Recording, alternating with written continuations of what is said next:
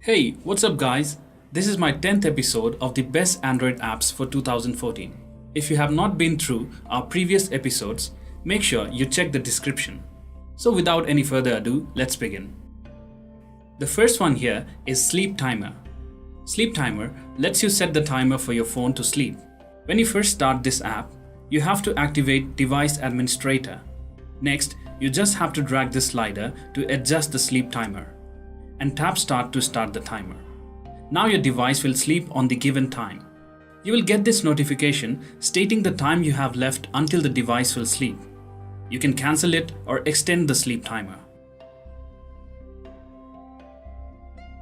On settings, you can adjust time picker, extension length, and choose actions while on sleep. Turning off Wi-Fi and Bluetooth requires the Pro version. This app comes in very handy at times, like when you are playing music on your phone or watching videos while sleeping, or at any time that your phone will continue to function even when you are not using it. The next one is Just Currency. Basically, this is a currency converter. This app supports almost all currencies around the world. And the best part is that this app works offline as well. By default, you can convert US dollar to other currencies. You can add your amount by tapping here, and in case you have to add decimals, you can do that as well. Whenever you are online, you can tap here to update the exchange rates and tap here to convert the amount to other currencies and vice versa. Below that, you have a list of all the countries. You can tap on the flag to change the country. So, this app is very helpful to stay updated on exchange rates of your currency.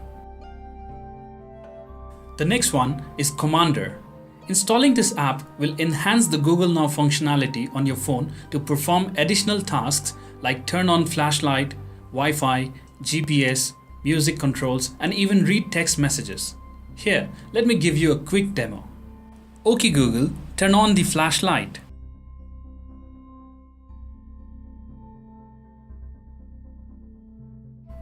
Back to the app, we have options to enable interception, turn on and off various commands, and even vote for new commands.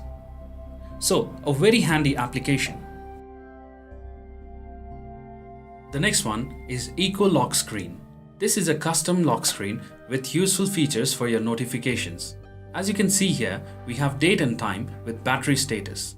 Below that, we have notification based on category. Tap on it to respond to the notification and make a slide to categorize it. You can tap here to hide the notification and tap here to clear the notification. And you can unlock your phone by swiping below. Back to the app, we have settings for saved locations. We can set the Wi-Fi network we use at our residence and at our office. Set wallpapers and other notification settings. Overall, the lock screen is very minimal and light. If you want a change from the stock lock screen, try this. The next one is Bluetooth. Usually, we face a lot of problem while pairing devices using Bluetooth, like device not found, fail to pair, etc. With this app, we get a detailed settings and options for our Bluetooth. As you can see, we have profiles. That is, we can give a profile to our Bluetooth, like we can use it as a media audio, call audio, health audio, and so on. We can choose devices and their priority. Plus, we can set priority level to the frequently used devices. We have other options like screen accent settings, Bluetooth on or off, auto connect when screen is on, control for dock and other devices settings. Controls over dock, charger, calls and Bluetooth timeout, that is your Bluetooth will automatically turn off in a given time. Next, we have options for notification, task and app to run when a device is connected. So this app basically solves all your problems regarding Bluetooth. The next one is Floatify. Floatify is the notification manager for your device. You can receive a pop-up notification for the apps you need to stay updated like emails, messages, phone calls, etc. This app uses less resources, meaning this app has a little to no impact on your battery life. You'll first have to allow notification access through this app. Next, you have a tutorial on how to use this app. Then, you have options to enable or disable this app. notification options, auto start, and so on. Going to the notification settings, we have options to select the apps to show notification, auto action settings, blacklist settings. On interaction, we have options for single tap and gesture positions.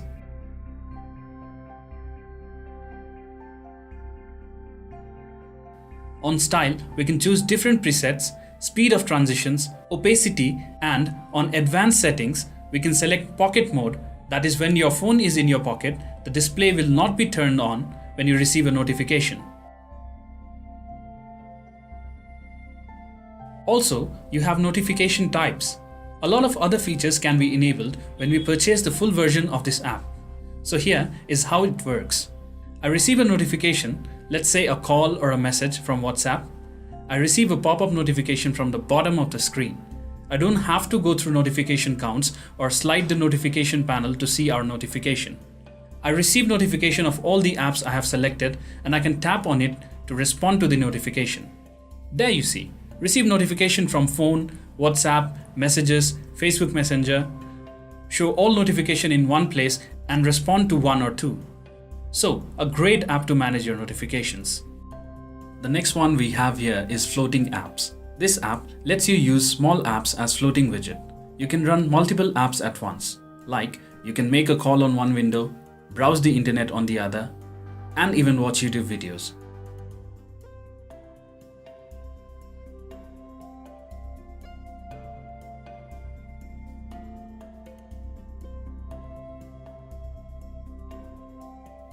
Once you start this app, you get a list of apps, windows, bookmarks, browser, dialer, and many more items that can run as a floating widget, and you do get additional apps if you buy a full version of this app.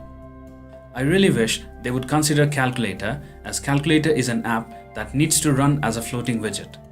Sliding left will give you two options: to create your own widget and URL app. Only creating a URL app is free. On settings, you can choose different languages. You have settings for notification bar, quick launch, floating menu, transparency, and windows.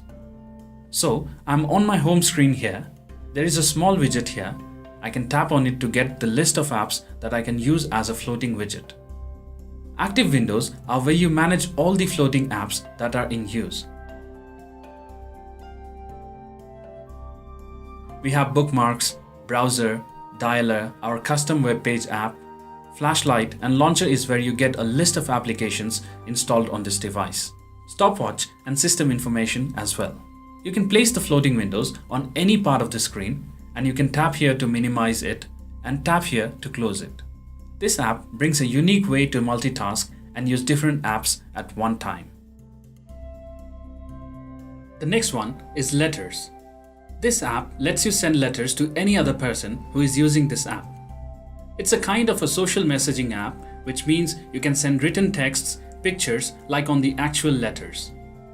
We are familiar with instant messaging, emails, and voicemails, but this app can send letters to email addresses, social networks, and physical letters can be sent to an address if you pay $1 or $2 depending upon your reason.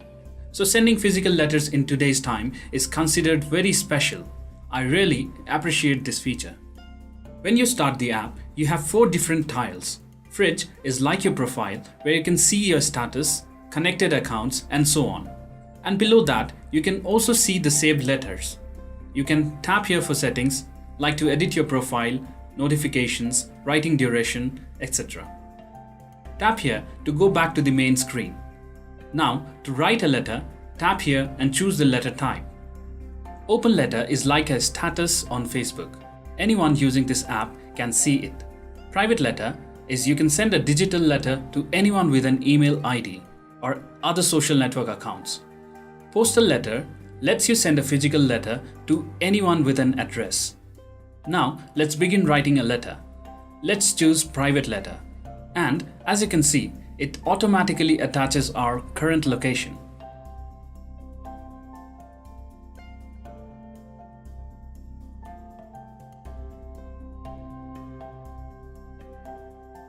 Tap here to change the letter type and tap here to change themes. We have a variety of themes for our letter. let's say Bloom, and you have different fonts with different themes, you can also turn off the location and attach a photo to your letter. Tap here to add different tags to your letter, and after you're done, tap here to send it to any of the following. Even those who don't use this app will get the mail with all the attachments. Back to the main page, we have Letters Center for all the received, sent, drafts and private letters. Explore is where you can view all the letters that were posted using open letter method. Below that, you have a search option and the latest blog about this app online. So this app brings the old way of communicating in a digital way.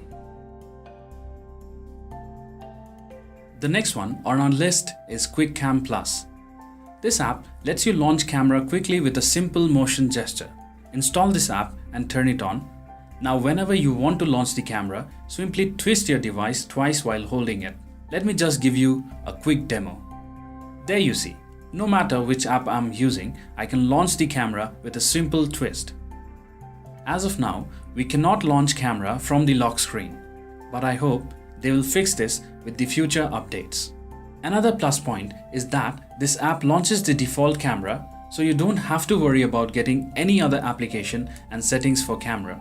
Back to the app, we have app settings and calibration. On the app settings, we have options for vibrations, proximity, run on startup, night mode and quick capture options. So if you like launching your camera with a gesture motion, this app can do that for you. The last one is Wi-Fi Inspector. Wi-Fi Inspector is a simple tool that detects devices, both wired and wireless, connected to your network. Launching this app, you can see some relevant information about your network, like the network's name, IP and MAC address, transfer speeds, and so on.